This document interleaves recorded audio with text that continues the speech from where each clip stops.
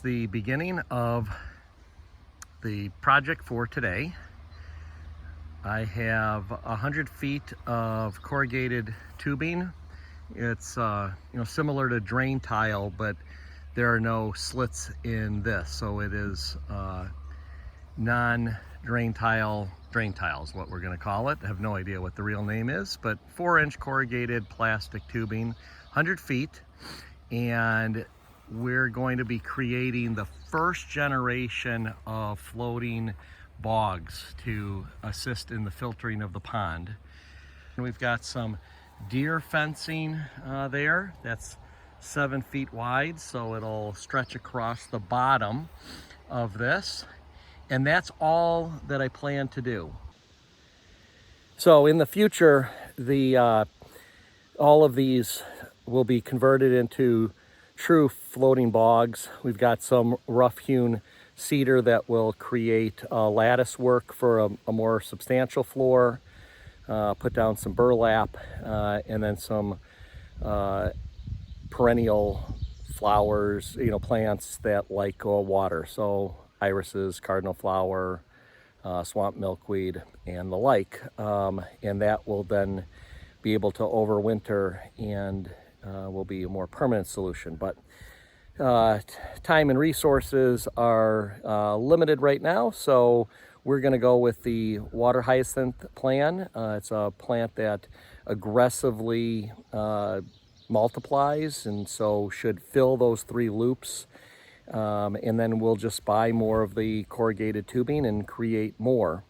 And then at the end of the season, we'll pull the islands to the shoreline, we'll collect the water hyacinth, we'll compost 90% of it, and then just keep a small supply to overwinter in the house with grow lights so that we can start over in the spring. So the idea is to remove all of that biomass and not have all of the nutrients go back in. So we'll see how this works. It'll be a competition between water hyacinth and duckweed.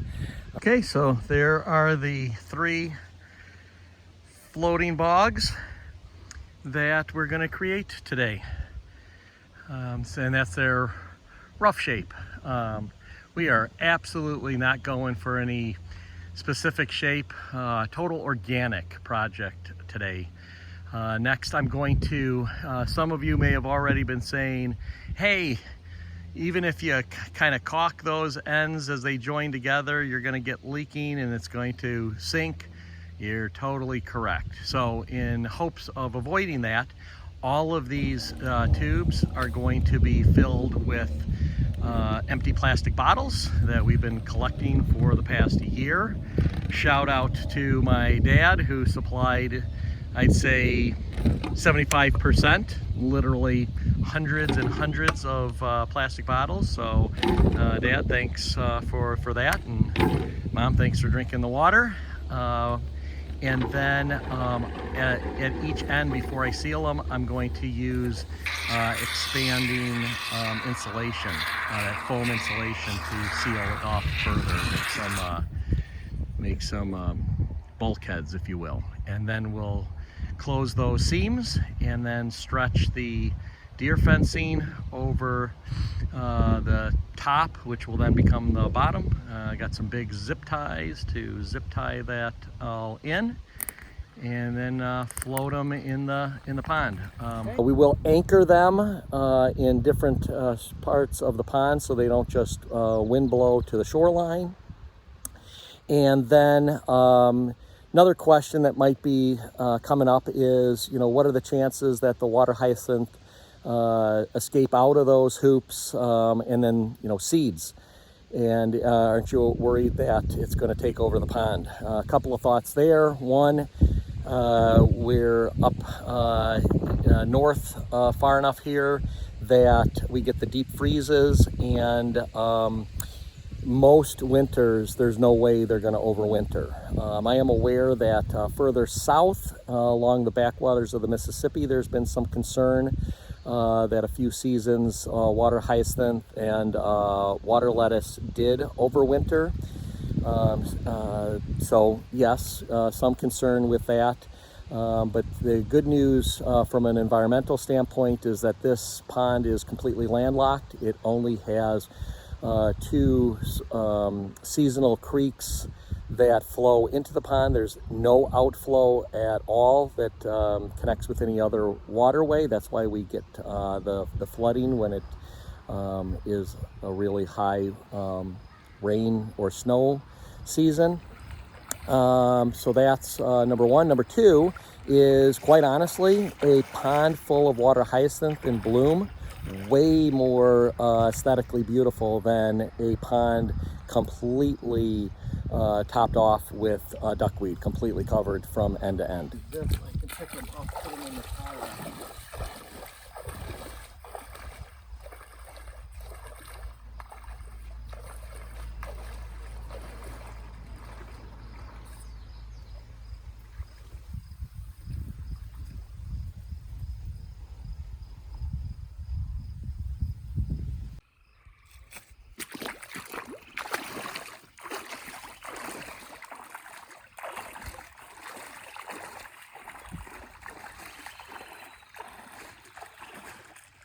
Oh, Steve. Yeah. That last hour.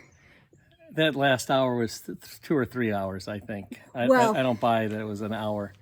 Technically, we finished before the sun went down. Yeah, that's because it's really long days, And which we are didn't good. really finish.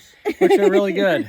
But a lot accomplished today. You worked hoping that they multiply like people talk about. When we had our little water feature back in Illinois, it filled in no time. Yeah. So that's the hope, and then we can build additional ones. Yep.